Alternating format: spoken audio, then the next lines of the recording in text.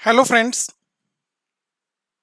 चलिए, आज से हम स्टार्ट करने वाले हैं एक नया सब्जेक्ट जो आपके लिए बिल्कुल नया है। Operations management and strategic management.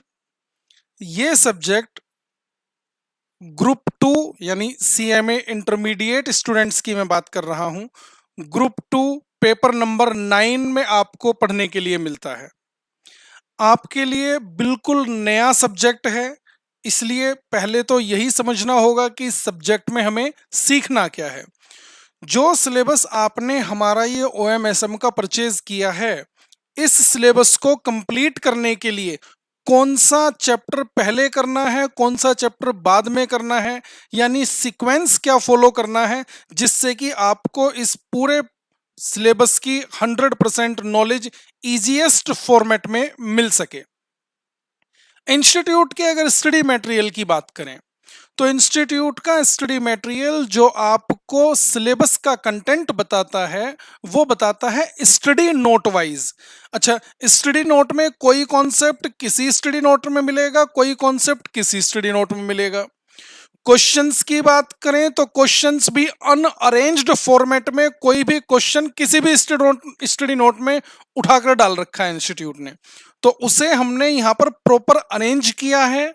उस सिलेबस को अपने टॉपिक समझने के लिए जो होने चाहिए उन टॉपिक वाइज उसे डिवाइड किया है, जो कि अब हम यहाँ पर वो सिलेबस नोट करने वाले हैं।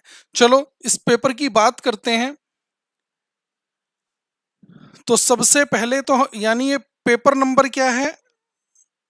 Paper number 9। पेपर नंबर 9 जिसे हम कह रहे हैं शॉर्ट में OMSM।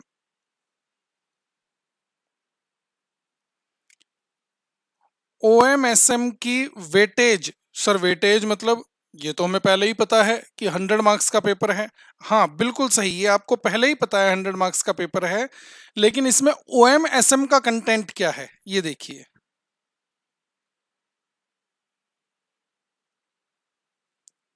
Operations management and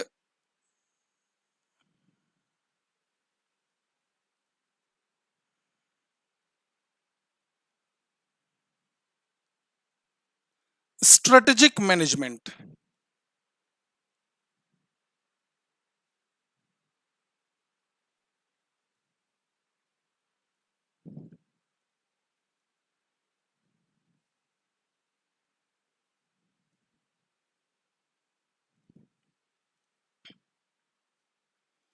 operations management 60 marks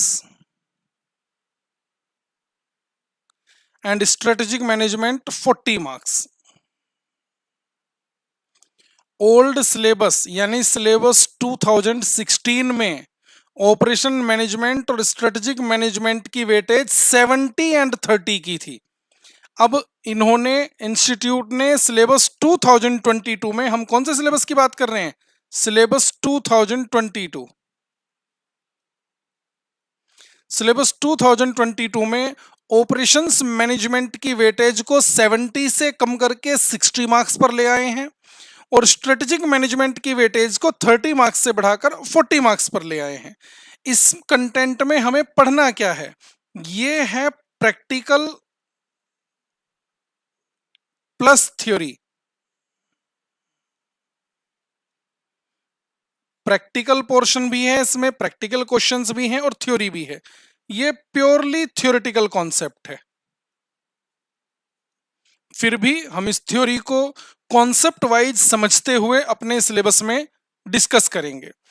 operations management, आपको जो सीक्वेंस फॉलो करना है, पहले आप हमारी क्लास में कंप्लीट करेंगे ऑपरेशंस मैनेजमेंट।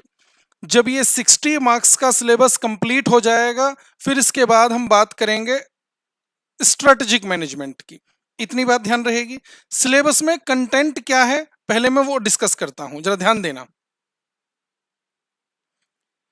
कंटेंट क्या है हमारा, पहले बात कर लेते हैं ऑपरेशंस मैनेजमेंट की। ऑपरेशंस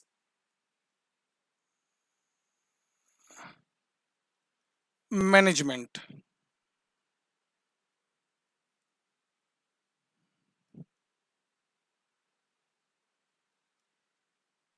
ध्यान से सुनते रहना। जो इंस्टीट्यूट का स्टडी मेट है उसमें ये सिलेबस किस तरह से दे रखा है, मैं पहले उसकी बात कर रहा हूं। सबसे पहले ऑपरेशंस मैनेजमेंट,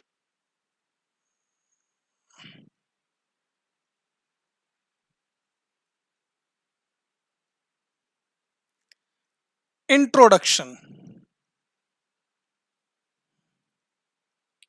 इसकी वेटेज है आपके सिलेबस में 5 मार्क्स की। सेकंड नंबर पे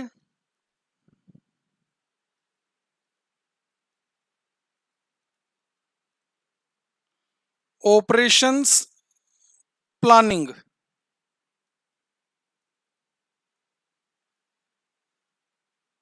5 मार्क्स की वेटेज है। Next, designing of operational system and control, 5 marks. Next,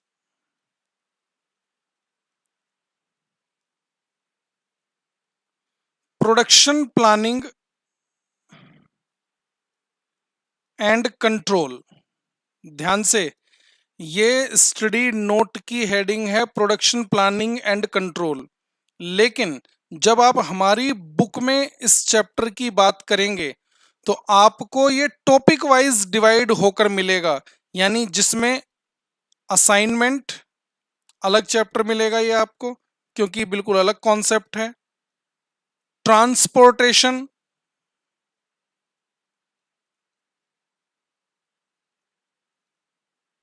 simulation,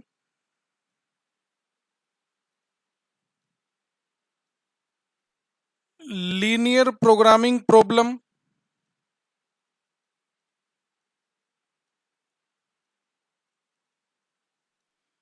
programming problem, और बाकी जो इस स्टडी नोट का बचेगा फिर उसे हमने वही नाम लिखा है जो स्टडी नोट का नाम था, यानी production planning and control.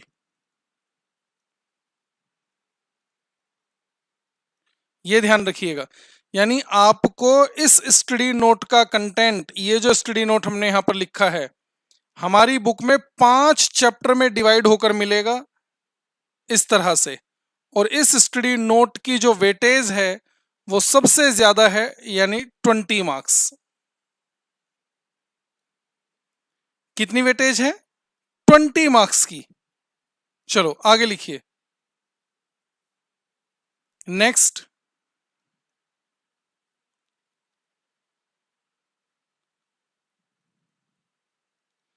Productivity management, productivity management and quality management. ये चैप्टर हमारी बुक में आपको मिलेगा प्रोडक्टिविटी मैनेजमेंट चैप्टर के नाम से। प्रोडक्टिविटी मैनेजमेंट चैप्टर के नाम से। वेटेज इसकी 5 marks. Next, project management.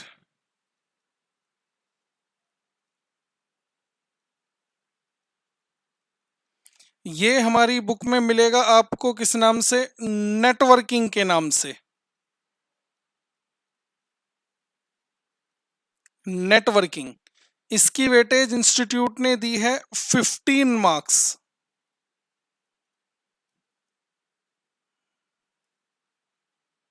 Next,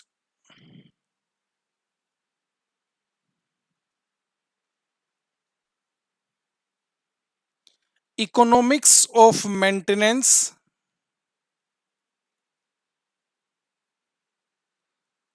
and spare management. 5 marks. एक बार करना जरा, टोटल कितना हो गया ये, देखो जरा। 5 + 5 + 5 + 20 + 5 + 15 हो गया 60 मार्क्स। ये वेटेज इंस्टीट्यूट ने हमारे इस सिलेबस की दे रखी है। और क्या बचा, ये तो 60 मार्क्स का सिलेबस है। सेकंड पार्ट क्या था हमारा, स्ट्रेटेजिक मैनेजमेंट, इसे भी लिख लेते हैं, strategic management.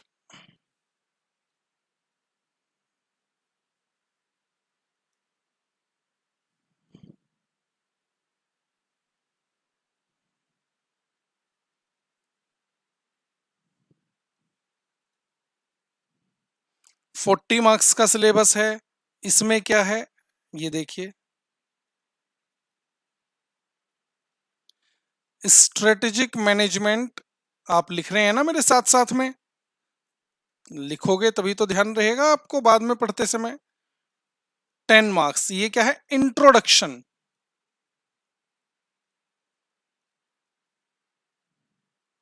Next, strategic analysis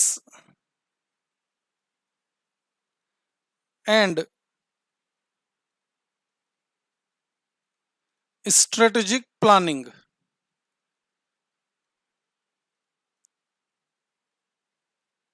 10 marks.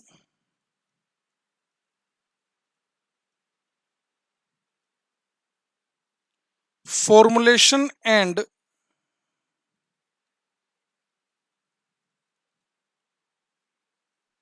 implementation of strategy,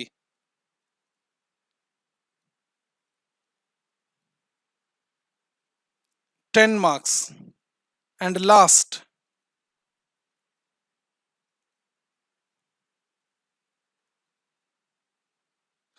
digital strategy, 10 marks। इसका टोटल करें तो ये हमारा आ जाएगा 40 मार्क्स। ठीक है जी, ये हमारा सिलेबस है पूरा 100 मार्क्स का।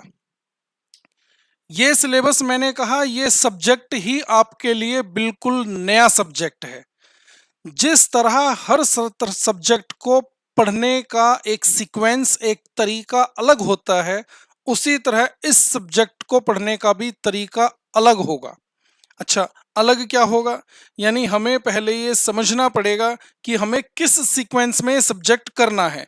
अभी तो मैंने आपको स्टडी नोट वाइज आपको सिलेबस बताया है, और मैंने आपको ये भी बता दिया साथ में कि जो इंस्टीट्यूट का स्टडी नोट है, उस स्टडी नोट के कंटेंट को हमने अपनी बुक में किन चैप्टर्स के नाम से डिवाइड किया है, वो मैंने आपको बताया। ऑपरेशंस मैनेजमेंट इंट्रोडक्शन आपको मिलेगा, ऑपरेशंस प्लानिंग आपको मिलेगा, designing of operational system and control मिलेगा, लेकिन प्रोडक्शन प्लानिंग एंड कंट्रोल के नाम से इस स्टडी नोट को इन 5 चैप्टर में डिवाइड करके हमने लिखा है। Productivity management and quality management हमारी बुक में मिलेगा आपको प्रोडक्टिविटी मैनेजमेंट के नाम से। प्रोजेक्ट मैनेजमेंट हमारी बुक में मिलेगा आपको नेटवर्किंग के नाम से। और economics of maintenance and spheres management हमारी बुक में मिलेगा आपको, ये लिख लो, ये मिलेगा मेंटेनेंस मैनेजमेंट के नाम से, मेंटेनेंस मैनेजमेंट।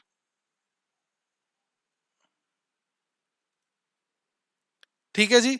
अब आपने ये सब्जेक्ट किस सीक्वेंस में स्टार्ट करना है और कौन सा सीक्वेंस फॉलो करना है वो देखते हैं। देखिए, सबसे पहले मैं लिखता हूं sequence to be followed, sequence to B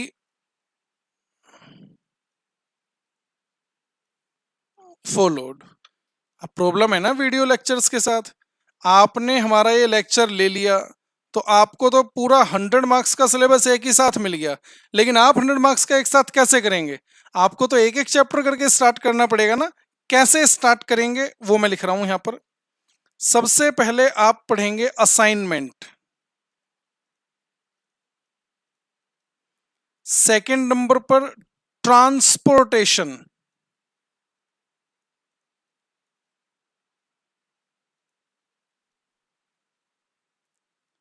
third number पर simulation, then linear programming,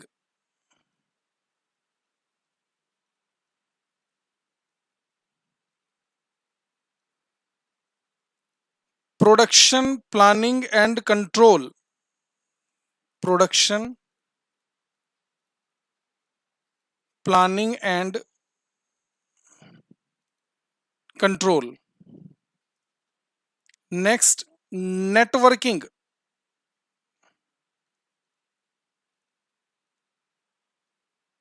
networking. Next, productivity management,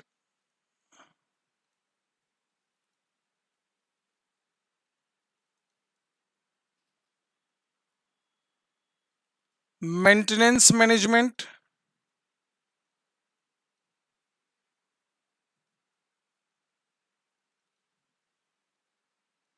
operations planning,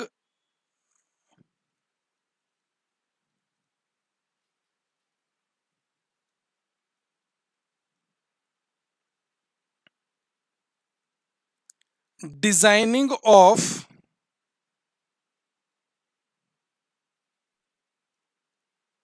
operational system and control. Sir इसमें आपने क्या नहीं लिखा? इंट्रोडक्शन तो लिखा ही नहीं है बेटे। इंट्रोडक्शन तो, ये इंट्रोडक्शन जो है ये तो सब्जेक्ट का इंट्रोडक्शन है जो कि आज की क्लास में हम ऑलरेडी डिस्कस कर रहे हैं। दूसरी बात, जो आपकी थ्योरेटिकल कॉन्सेप्ट है वो हम बाय हैंड हर चैप्टर के स्टार्टिंग में लिखते हुए चलेंगे हर कॉन्सेप्ट को। दूसरा, उससे भी अलग कुछ थ्योरी है तो आपको वो क्वेश्चन आंसर फॉर्मेट में मिल जाएगी, तो कोई घबराने वाली बात तो है नहीं। पूरा 100% 100 मार्क्स का सिलेबस हम क्लास में कवर करके चलेंगे। ये मैंने आपके सामने सीक्वेंस लिखा है और ये सीक्वेंस आपने फॉलो करना है इस तरह से। जब ये चैप्टर हमारे कंप्लीट हो जाएंगे फिर बात आएगी, ये तो हमने ऑपरेशंस मैनेजमेंट की बात की, फिर बात आएगी स्ट्रेटेजिक मैनेजमेंट की। स्ट्रेटेजिक मैनेजमेंट का तो वही सीक्वेंस फॉलो करना है जो स्टडी नोट वाइज मैंने आपको ऊपर लिखवा दिया है, क्योंकि जब तक स्ट्रेटेजिक मैनेजमेंट का इंट्रोडक्शन नहीं होगा, एनालिसिस एंड स्ट्रेटेजिक प्लानिंग नहीं होगी, तब तक फॉर्मुलेशन या और डिजिटल स्ट्रेटेजी की बात हम कर ही नहीं पाएंगे। तो इनके लिए तो यही फॉलो करना है हमें सीक्वेंस, लेकिन ऑपरेशंस मैनेजमेंट के लिए हमें ये सीक्वेंस फॉलो करके चलना है। ठीक है, मैंने आपसे स्टार्टिंग में ही कहा आपके लिए बिल्कुल नया सब्जेक्ट है, तो इसलिए इस सब्जेक्ट को पढ़ने के लिए जो सीक्वेंस आपको मैं बता रहा हूं वो फॉलो करके चलना। देखो, जो चीज इजी है उसे इजी रहने देते हैं, क्यों पहले उसे टफ बनाएं? हम तो टफ को भी इजी बनाने की कोशिश में है कि हाँ आपको कुछ नया ना लगे या आप बड़े आसानी से इस सब्जेक्ट को कवर कर सकें। दूसरी बात, देखिए जितने भी चैप्टर हैं इन्हें आप चैप्टर की तरह मत समझिए। ये क्या है फिर? ये है different types of business problems. Business की वो प्रॉब्लम्स जो अलग अलग एंटिटी को फेस करनी पड़ती हैं, उन प्रॉब्लम्स से, उन प्रॉब्लम्स का ऑप्टिमम सॉल्यूशन कैसे निकाला जाए वो हमें यहां पर सीखना है ऑपरेशंस मैनेजमेंट चैप्टर सिलेबस के नाम से। यानी आप ये कहें कि ये जो भी मैंने यहां पर सिलेबस लिखा है ये हर चैप्टर, हर टॉपिक एक अलग टाइप की बिजनेस प्रॉब्लम को रिप्रेजेंट करता है। जैसे आप देखें, सबसे पहले क्या लिखा है हमने? असाइनमेंट। असाइनमेंट से मतलब क्या है? एक मैनेजमेंट के पास, एक कंपनी के पास, सोचो जरा, एक कंपनी के पास 4 जॉब हैं। 4 क्या है? जॉब जो उनके पास आई हैं, जो ऑर्डर उनके पास आए हैं, जो उन्हें कंप्लीट करके देने हैं अपने क्लाइंट को। अच्छा, ये 4 जॉब कंप्लीट कराने के लिए इस कंपनी के मैनेजमेंट के पास 4 ही वर्कर हैं। अब ये 4 जॉब हैं, ये 4 वर्कर हैं। हर एक जॉब हर एक वर्कर को असाइन करनी है, हर एक वर्कर से कंप्लीट करानी है, परफॉर्म करानी है। तो कौन सी जॉब किस वर्कर को असाइन की जाए जिससे कि कंपनी की लेबर कॉस्ट मिनिमाइज हो सके? मेरी बात समझ आ रही है? कंपनी क्या चाहेगी? उसकी कॉस्ट बढ़ जाए या कम हो जाए? कॉस्ट कम हो जानी चाहिए। तो यहां पर असाइनमेंट की प्रॉब्लम है, उस जॉब को असाइन करने की प्रॉब्लम है। जैसे हम बात करें, दिल्ली गवर्नमेंट है, दिल्ली गवर्नमेंट को अपनी 4 रोड पर रिपेयर का काम कराना है, उसके सामने 4 अलग अलग कॉन्ट्रैक्टर हैं, तो वो दिल्ली गवर्नमेंट किस रोड का रिपेयर वर्क किस कॉन्ट्रैक्टर को असाइन करे जिससे कि गवर्नमेंट की ये काम कराने की टोटल कॉस्ट मिनिमाइज हो सके। तो असाइनमेंट की जहां पर भी प्रॉब्लम आएगी, वो प्रॉब्लम कैसे सॉल्व की जाती है, असाइनमेंट चैप्टर में सीखेंगे। बात समझ आती है? नेक्स्ट कॉन्सेप्ट क्या है? ट्रांसपोर्टेशन। ट्रांसपोर्टेशन से मतलब क्या है, सोचो जरा। एक कंपनी अलग अलग डिफरेंट डिफरेंट स्टेट में 3 फैक्ट्री लगाकर बैठी है, तीनों फैक्ट्री में same type of product produce किया जा रहा है, ठीक है। इन प्रोडक्ट को बनाकर कंपनी बेचती है अलग अलग स्टेट में, उसने 5 शोरूम खोले हुए हैं।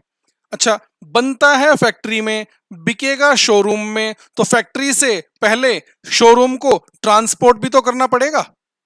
जब तक फैक्ट्री से बनकर शोरूम में जाएगा नहीं, बिकेगा कैसे? तो अब यहां पर सवाल यह है कि किस फैक्ट्री में कितनी प्रोडक्शन करके किस शोरूम को ट्रांसपोर्ट की जाए जिससे कि ये ट्रांसपोर्टेशन कॉस्ट मिनिमाइज हो सके, ट्रांसपोर्टेशन कॉस्ट मिनिमाइज हो सके। इसलिए इस कॉन्सेप्ट को नाम ही ट्रांसपोर्टेशन दे दिया गया। कैसे किया जाता है ट्रांसपोर्टेशन, यहां पर सीखेंगे कॉस्ट को मिनिमाइज करने के लिए। नेक्स्ट कॉन्सेप्ट देखें, सिमुलेशन। आपको दिखाई दे रहा है अलग तरह की प्रॉब्लम है, हर चैप्टर अलग तरह की प्रॉब्लम को डिस्कस करता है। सिमुलेशन से मतलब क्या है? पास्ट डेटा के रिकॉर्ड के बेसिस पर फ्यूचर को सिमुलेट करना, फ्यूचर की एक्सपेक्टेशन बताना, यानी हम कैसे पास्ट डेटा से फ्यूचर को एस्टिमेट कर सकते हैं, सिमुलेट कर सकते हैं, वो हम सीखेंगे सिमुलेशन चैप्टर के अंदर। Linear programming. Linear programming sir ये क्या है? आपने इकोनॉमिक्स में 11th क्लास से पढ़ा होगा कि हर एंटिटी के पास रिसोर्सेज लिमिटेड होते हैं और उनका यूटिलाइजेशन बहुत जगह किया जा सकता है। मैं क्या कह रहा हूं, मान लीजिए कंपनी के पास एक तरह का मटेरियल है और वही मटेरियल कंपनी के 5 तरह के प्रोडक्ट बना सकता है, पांचों तरह के प्रोडक्ट में वही सेम मटेरियल यूज होता है और मटेरियल है लिमिटेड। तो अब इस मटेरियल से कौन सा प्रोडक्ट बनाया जाए और कौन सा नहीं, जिस प्रोडक्ट को बनाया जाए कितनी यूनिट्स बनाई जाएं और कितनी नहीं बनाई जाएं, जो कंपनी के लिए सबसे ऑप्टिमल प्रॉफिट अर्न करके दे, कंपनी के प्रॉफिट को मैक्सिमाइज करके दे, तो वो हम सीखेंगे यहां पर लीनियर प्रोग्रामिंग में कुछ इक्वेशंस बनाते हुए। ठीक है, आगे क्या है? Production planning and control. ये प्रोडक्शन प्लानिंग एंड कंट्रोल मैंने आपको बताया था कि इंस्टीट्यूट ने प्रोडक्शन प्लानिंग एंड कंट्रोल के नाम से एक स्टडी नोट दे रखा है, जिसमें से हमने ये ऊपर 4 कॉन्सेप्ट अलग निकाल लिए और बाकी जो बैलेंस्ड बचा वो हमने यहां पर डाल दिया। यानी जो भी रिमेनिंग क्वेश्चंस होंगे इस कॉन्सेप्ट के, वो प्रोडक्शन प्लानिंग एंड कंट्रोल के अंदर हम कवर करेंगे। नेटवर्किंग, प्रोजेक्ट मैनेजमेंट, ये क्या है? किसी भी कंपनी के पास कोई प्रोजेक्ट आया है तो उस प्रोजेक्ट को उसको एक डायग्राम के थ्रू प्रेजेंट करना, उसे हम कहते हैं उस प्रोजेक्ट का नेटवर्क बनाना। वो नेटवर्क कैसे बनाया जाता है नेटवर्किंग चैप्टर में सीखेंगे। ये काम हमने एस्टिमेट किया कि सर जो प्रोजेक्ट आया है ये प्रोजेक्ट कंप्लीट होगा अगले 30 दिन में। हमारा क्लाइंट कहता है कि सर 30 दिन का टाइम नहीं है, हमारे पास सिर्फ 25 दिन हम आपको अलाउ कर सकते हैं प्रोजेक्ट पर काम करने के लिए।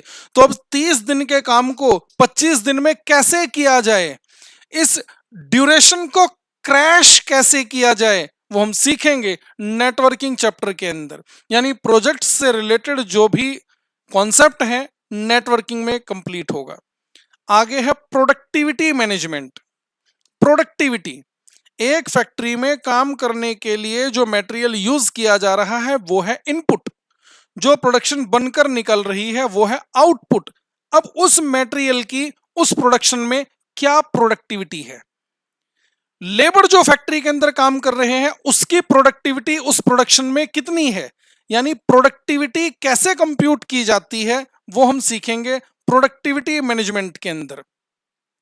मेंटेनेंस मैनेजमेंट, फैक्ट्री में मेंटेनेंस कराना। मान लीजिए फैक्ट्री में बहुत सारी मशीनें एक साथ काम करती हैं। अब आप सोचो जरा, अगर कोई एक मशीन खराब हो जाए, किसी चेन में प्रोडक्शन चलती है, उसमें उस चेन में से कोई एक मशीन खराब हो जाए तो बाकी मशीन हो सकता है वैसे ही बंद पड़ जाए, क्योंकि उस चेन में काम करती हैं। एक मशीन खराब हो जाएगी तो प्रोडक्शन प्रोसेस वैसे ही रुक जाएगा। तो अब उस खराब मशीन का मेंटेनेंस कराना है, तो क्या मशीन को खराब होने के बाद उसका मेंटेनेंस कराना चाहिए या खराब होने से पहले ही उसको मेंटेन करते हुए चलना चाहिए?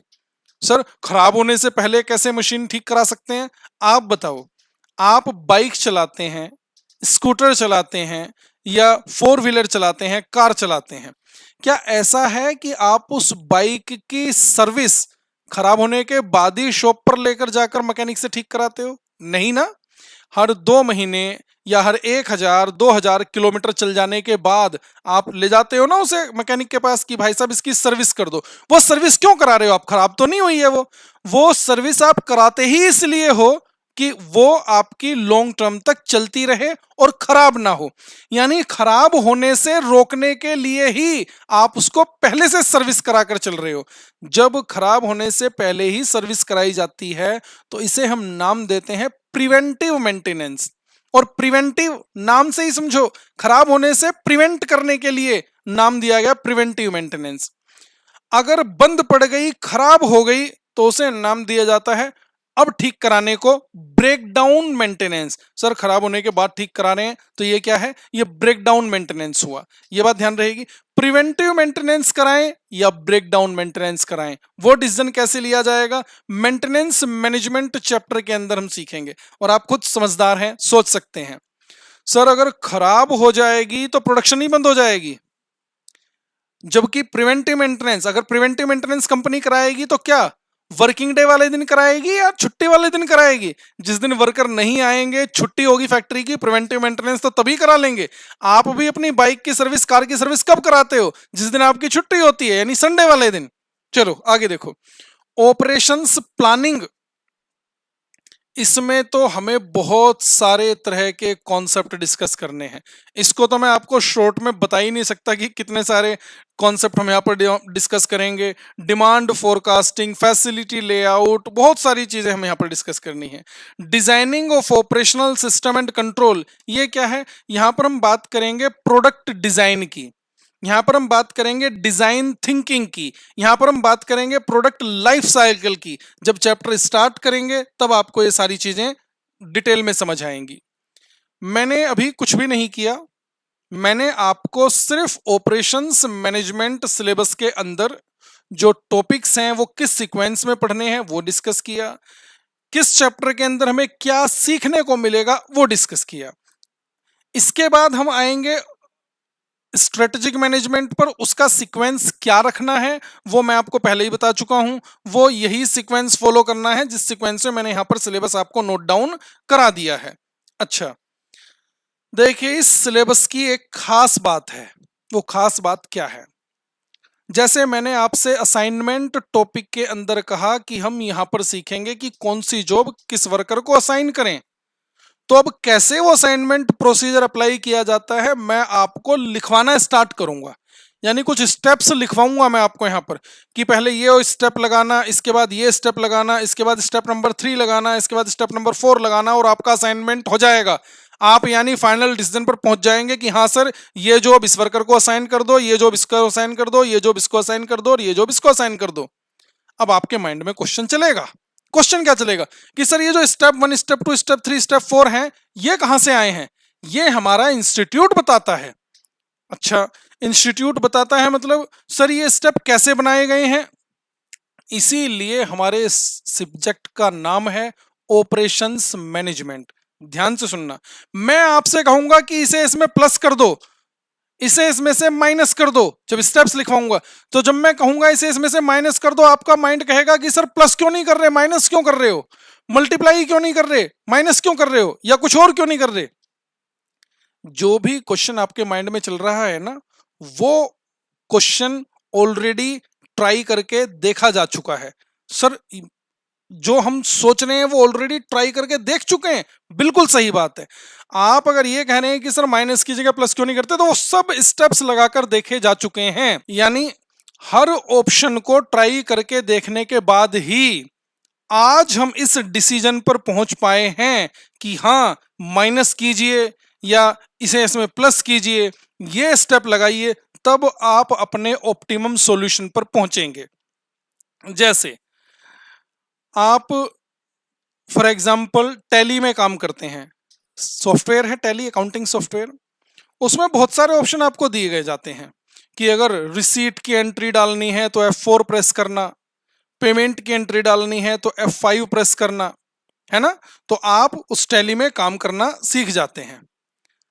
जब आप काम करना सीखते हैं तो आपके माइंड में ये क्वेश्चन आता है कि सर रिसीट की एंट्री डालनी है, F4 प्रेस करना है, F4 ही क्यों प्रेस करना है?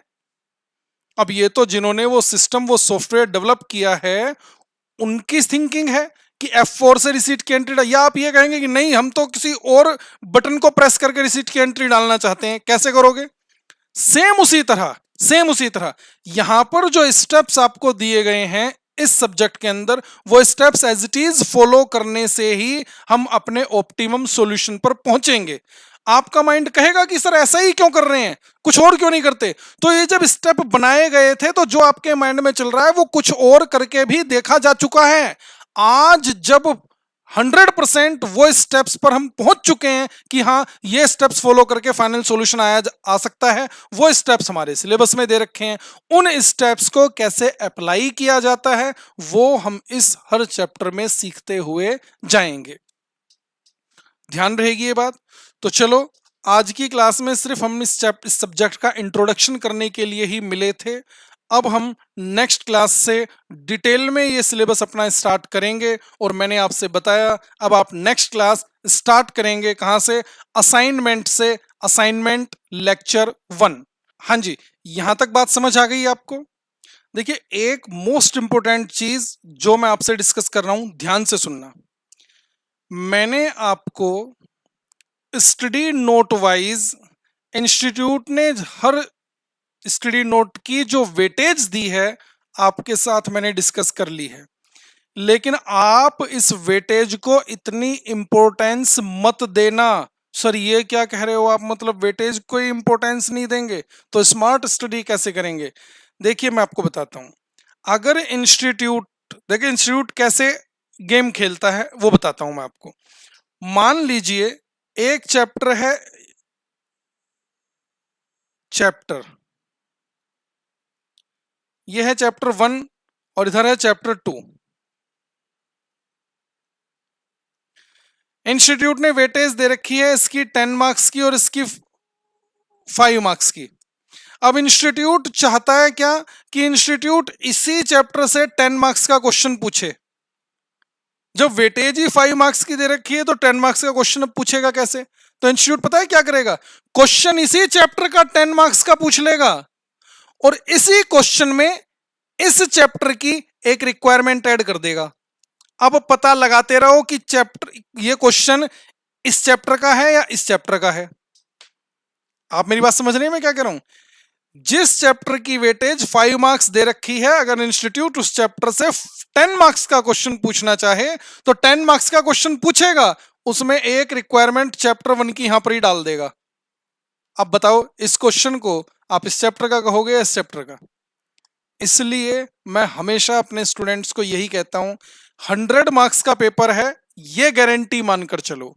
100 मार्क्स का पेपर है, पेपर 100 मार्क्स का ही आएगा, लेकिन जो वेटेज इंस्टीट्यूट देकर चल रहा है उसे आप बिल्कुल सीरियसली मत ले लेना। आप क्लेम नहीं कर सकते हो इंस्टीट्यूट को कि आपने वेटेज तो इस चैप्टर की इतनी दी थी और आपने किसी और चैप्टर से क्वेश्चन पूछ लिए। इसीलिए जो चैप्टर इंपॉर्टेंट हैं और मुझे लगते हैं उन्हें मैं पहले ही आपको उस सीक्वेंस में अपना सिलेबस कराने की बात कर रहा हूं। वो जो मैंने सीक्वेंस टू बी फॉलोड बताया है, जो सीक्वेंस आपने फॉलो करने हैं, वो मैंने पहले ही इस तरह से डिसाइड किया है कि आपके मेन चैप्टर्स सही टाइम पर कवर हों, जिससे कि आपकी अंडरस्टैंडिंग बेस्ट बन सके उन पर। तो इसलिए आप अपने अकॉर्डिंग किसी चैप्टर को छोड़ने और किसी चैप्टर पर ज्यादा इंपॉर्टेंस देने की कोशिश मत कीजिएगा। 100 मार्क्स का हमारा पेपर है, हम पूरे 100 मार्क्स की तैयारी करके जाएंगे। क्यों हम कुछ छोड़ के जाएं? क्यों हम इंस्टीट्यूट को ये मौका दें ये कहने का कि हाँ, जो चैप्टर हमें आता था वो इंस्टीट्यूट ने पूछा नहीं, और जो चैप्टर इंस्टीट्यूट ने पूछा वो हमें आता नहीं। हम ऐसा मौका क्यों देना चाहते हैं खुद को? इस चीज का ध्यान रखना। 100 मार्क्स का सिलेबस है, पूरा 100 मार्क्स का करके चलेंगे, और जो सीक्वेंस मैंने आपको बताया है वो सीक्वेंस हम फॉलो करेंगे। ये बात ध्यान रहेगी। तो चलिए, आज की क्लास में मुझे सिर्फ अपने सिलेबस का ओवरव्यू देना था, जो कि मैंने आपको दे दिया है। वेटेज आपको बता दी है, सीक्वेंस आपको बता दिया है। उस सीक्वेंस को फॉलो करते हुए अब हम नेक्स्ट क्लास में मिलेंगे। तो आज रखते हैं यहीं तक, मिलते हैं फिर नेक्स्ट क्लास में। Thank you very much.